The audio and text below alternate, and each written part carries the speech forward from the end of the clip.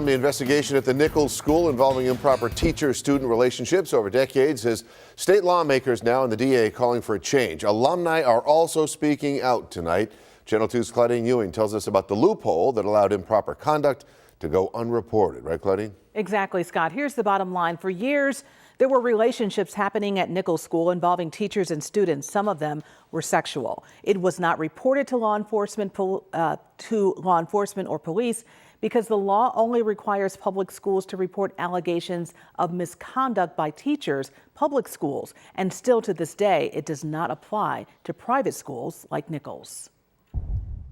There's no law requiring private schools to alert police if teachers and staff are involved in misconduct with students. It's absolutely mortifying that there was that loophole in the first place.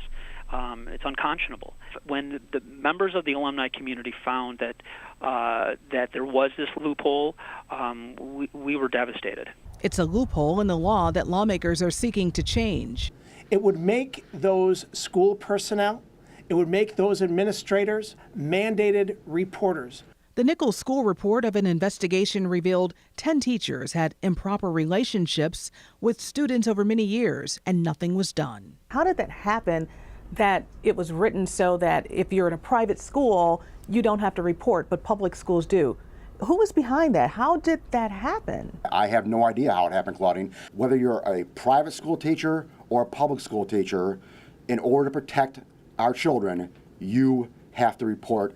For Nichols alum, this thorough report on the investigation needs to be expanded. There's an online petition calling for the DA to investigate. There are a number of people in the alumni community that question the transparency of the report. Apparently there were 2 separate reports that were issued. We only obviously got to see the sanitized version.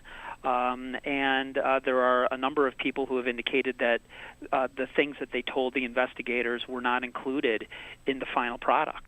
Culkin wasn't surprised about consensual relationships between students and teachers. He called it an open, dirty secret. It's time that we stop putting the reputation of an institution over the welfare of children.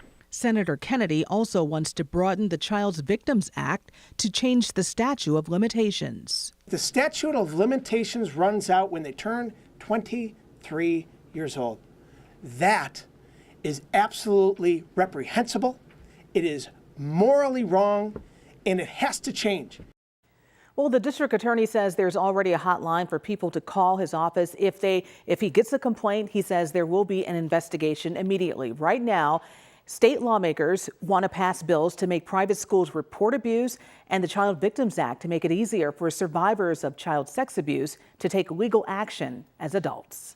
Claudine Ewing, Channel 2 News.